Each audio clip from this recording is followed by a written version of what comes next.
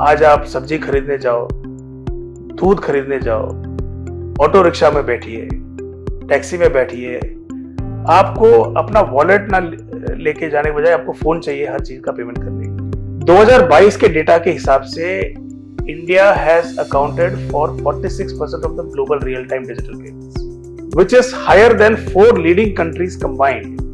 Digital India is going to become the next big force to reckon with. आज किसी को अगर technology related कुछ चीज स्टार्ट करनी है इंडिया में, इंडिया से बेस्ट कंज्यूमर मार्केट आपको कहाँ मिल सकता है? टेक्नोलॉजी एक ऐसी चीज जो आपको इंडिया के हर स्टेट में, हर शहर में, हर गांव में, इनफैक्ट हर हाउस होल्ड में मिलेगी। हमारे देश में इनोवेशन की कमी नहीं है और इसी इनोवेशन से कई लोग आते हैं स्टार्टअप के आइडियाज के साथ, जिसमें अब भारत सरकार सपोर्ट कर रही है उन लोगों को, जिससे उन्हें मिल रही है better customer reach, less labour cost and much more. ये डिजिटलाइजेशन ही तो है जो हमारे देश को बना रही है एक better, a stronger new India. पर ये सब पॉसिबल कैसे हुआ? आज हम जानेंगे उनसे जिन्होंने अपना स्टार्टअप डिजिटल इंडिया के बेसिस पे शुरू किया और बनाया खुद को एक सफल unicorn.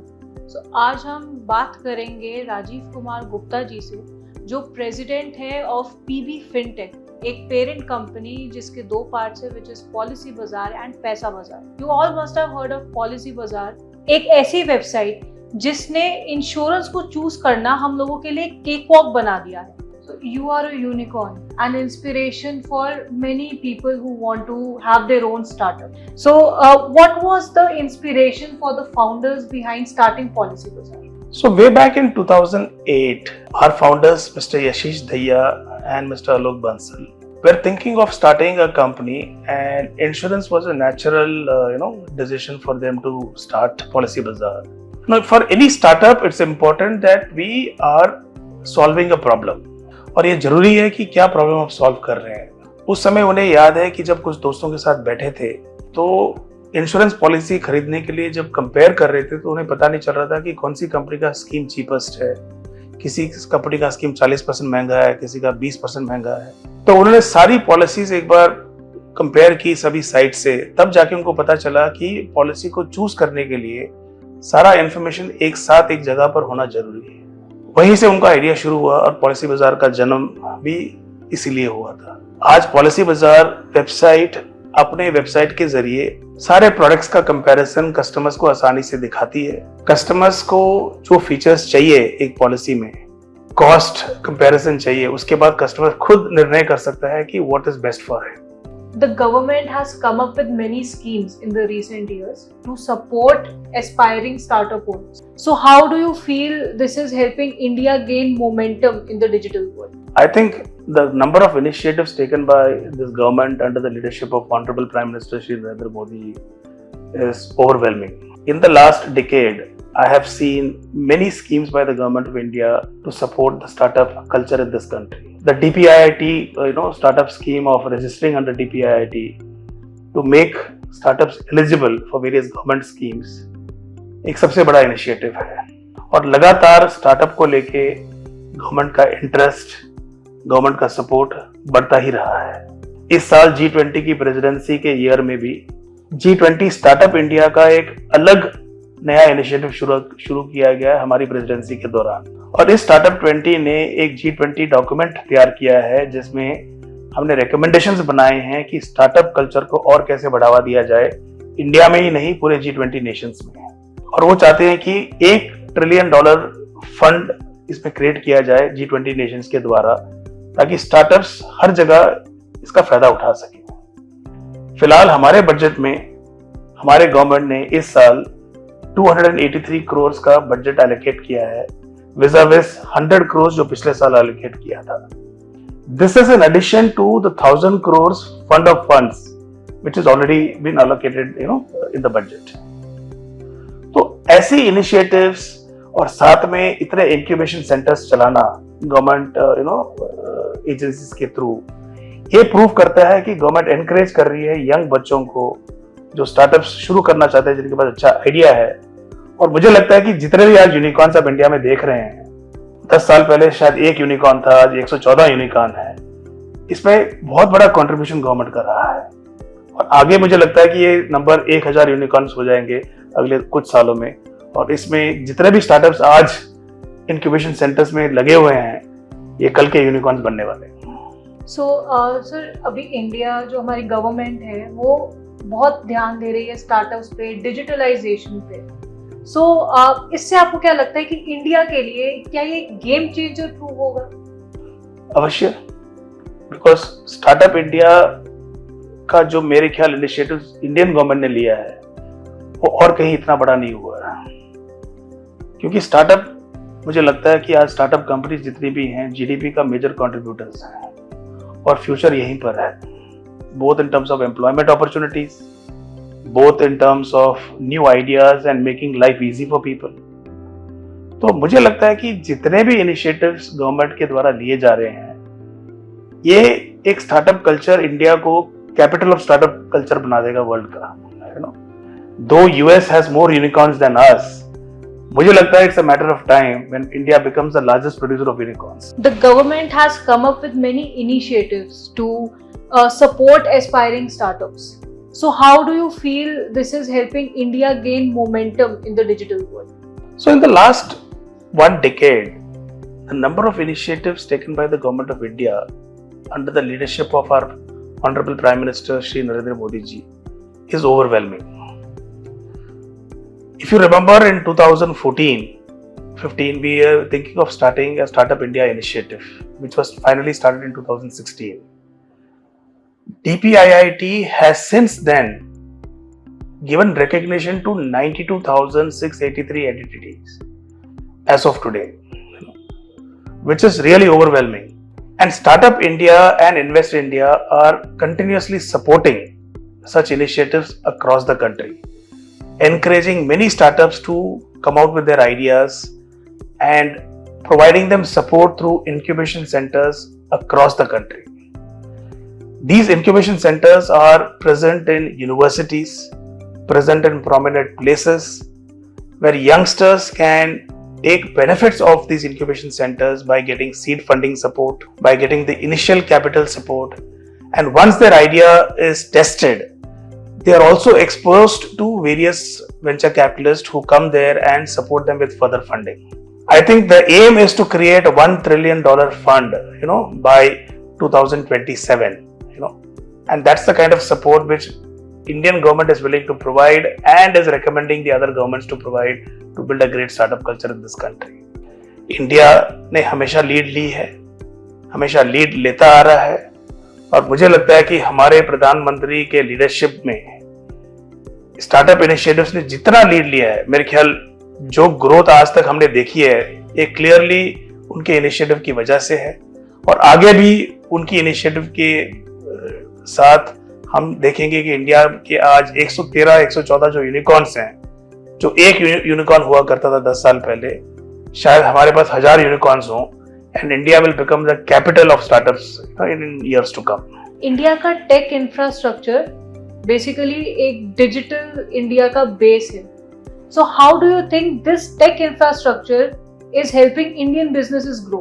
See, the Digital India initiative has been a force to reckon with in terms of transforming technology infrastructure, enabling businesses to enhance their operational efficiency manifold. The government's concentrated efforts, लगातार पिछले 10 साल में, has been empowering businesses with a digital infrastructure, resulting in founders launching innovative tech-based ventures and building them at scale. अगर आप India में आज देखें, इतने सारे वेंचर्स स्टार्ट हुए थे और आज उनका स्केल देखिए, उनका ग्रोथ देखिए। मेरे ख्याल कुछ कंपनीज ने 10 गुना ग्रोथ दिखाया है, कुछ कंपनीज ने 100 गुना ग्रोथ दिखाया है, और ये सारी चीजें इनिशिएटिव की वजह से ही हैं। और जो टेक्नोलॉजी हमारी ई गवर्नेंस के थ्रू हो रही है, has also eased the administrative processes for the businesses and made regulatory developments more transparent and easier to adopt. ये जो इनिशिएटिव है, ये इस चीज पे फोकस करता है कि डिजिटल लिटरेसी को इस कंट्री में बढ़ाया जाए, ज्यादा से ज्यादा skilled and technologically competent employees इस कंट्री में क्रिएट हो। और इससे क्या होता है कि इट इन टर्न हेल्प्स जो न्यू एज कंपनीज हैं to leverage technology even more effectively. Now digital payments are overtaking cash payments. आजकल देखो तो हर भारतीय जो है वो यूपीआई यूज करता है। हर किसी इंडियन के हाथ में एक स्मार्टफोन है जिससे वो डिजिटल पेमेंट कर सकते हैं। हाउ डू यू थिंक कि ये इंडिया की डिजिटल पेमेंट को, डिजिटलाइजेशन को एक पेस दे रहा है, ग्रोथ को एक्सेलरेट कर रहा है? Aren't we all proud Indians? Look at what UPI has done to this country. जो UPI ने करके दिखाया है गवर्नमेंट ऑफ इंडिया के इनिशिएटिव के थ्रू, आज पूरी दुनिया उसको देख रही है। More than 46% of the global digital payments are coming from India. Digital payments are indeed a key lever in driving the growth for Indian economy.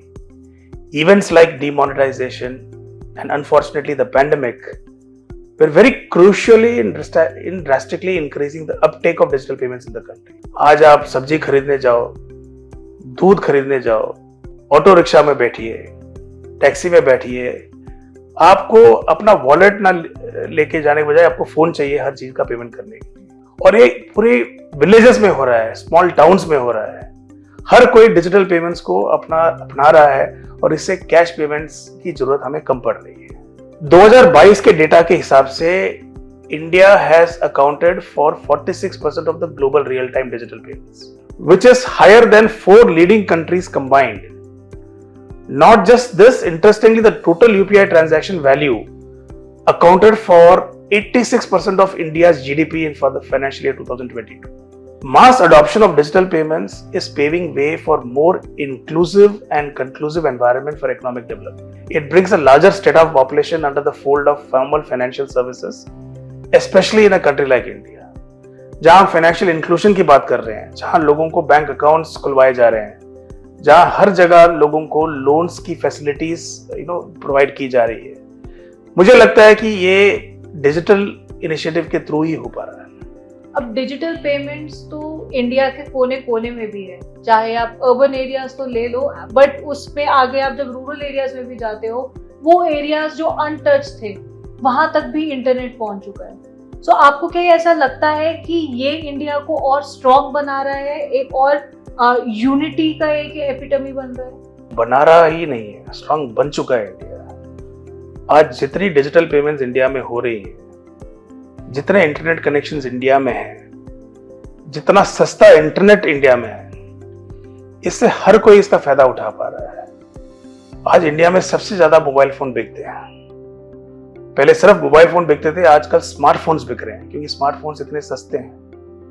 Internet data शायद पूरी दुनिया में इंडिया में सबसे सस्ता है। ये सारे सपोर्ट सिस्टम जो हैं एनकरेज कर रहे हैं हर किसी को कि मैं digital India payments method adopt करूं, मैं डिजिटल पेमेंट्स को अडॉप्ट करूं। और यूपीआई तो एक रेवोल्यूशन है ही।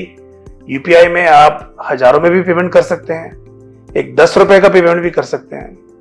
मैं उस दिन चिविंगम खरीद रहा था एक ठेले से और उसने बोला सर मेरे पास छुट्टा नहीं है, तो मैंने उसको 5 रुपया डिजिटल पेमेंट के थ्रू किया है।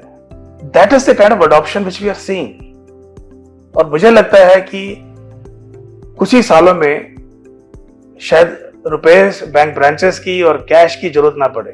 Digital India is going to become the next big force to reckon with. प्रधानमंत्री नरेंद्र मोदी का एक बहुत स्ट्रॉन्ग विजन है टेक्नोलॉजी को लेकर, and in fact people are saying that it is India's decade now. So where do you see India going in the coming 10 to 25 years? India being at the forefront of global digital transformation is a success story by itself. है कि नहीं? And rightly, it is indeed India's decade. और ये word India के लिए सबसे ज्यादा appropriate है और इसका पूरा क्रेडिट हमारे प्रधानमंत्री श्री नरेंद्र मोदी जी और उनकी टीम को जाता है। Technology in India has made great strides and revolutionized the way we access products and services today. Over the years, India's IT industry has grown at a growth rate of more than 15% and is expected to be worth $394 billion by 2047 at this pace. So clearly, in the next 10 to 25 years, India will be the tech leader by miles. There is no doubt in my mind about it. पहले India technology बाहर से adopt करता था, but आज का time है कि India अब इन हाउस टेक्नोलॉजी ही बनाता है। इनफैक्ट हम अपनी टेक्नोलॉजी भी एक्सपोर्ट कर रहे हैं। सो how do you see this change? आप आज देखिए हर माँ बाप चाहते हैं कि उसका बच्चा बीटेक इन कंप्यूटर साइंस करे, इंजीनियरिंग करे। आज इंडिया में इतने इंजीनियरिंग कॉलेजेस हैं कि हमारे देश में, being one of the youngest population in the world, we are producing a number of tech experts in this country. Highly educated engineers are coming out each year. And that has helped India to create a rich technological talent, And the growth of IT industry has also supported that. It has pushed new boundaries and set new phenomenal, benchmarks. Today, आज India digitally skilled और cost effective workforce को create करता है. That has caught the eye of several developed countries, from where the companies have set up operations in India, making the country a preferred destination for all their IT services across the globe. With a growing focus on research and development combined the heavy investment in technology, मुझे लगता है कि भारत एक global hub रहेगा technology place के लिए across the globe. Recently, our Prime Minister visited the US and they hailed the collaboration between the two countries on critical technologies. So how do you think this will benefit India? Defense is a crucial pillar that holds the country together, and tech partnerships with developed economies will only help the country position stronger globally. With a country like US, a shared and aligned vision will infuse greater hope and power to India's path to becoming a developed economy. Besides, this will also open up avenues for greater innovation and cutting-edge technology to make its way into the country, especially in an age where AI is emerging to be the next big thing. आज हम कुछ चीजें खरीदते हैं अगर USA और France से, उसके साथ उसकी टेक्नोलॉजी भी लेके आते हैं, और इससे क्या होगा?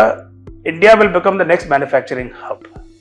Not only are we buying modern equipments to support our defense, but we are also building a captive Indian position so that in future our requirements can be met in our own country. पहले technology India के लिए एक luxury से कम नहीं थी, पर आज का टाइम है जब इंडिया में हर एक हिंदुस्तानी के हाथ में स्मार्टफोन है. सो आपको क्या ऐसा लगता है कि ये इंडिया को एक अट्रैक्टिव इन्वेस्टमेंट डेस्टिनेशन बना रहा है? बिना कोई शक, मेरे हिसाब से, जैसे मैंने आपको पहले बताया कि आज सबसे ज्यादा फोन परचेसेस इस कंट्री में हो रहे हैं.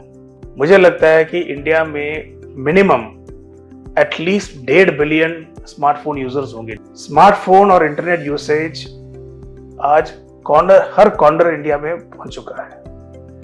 Technology and digitization have proved to be the great equalizer for geographical and financial barriers today.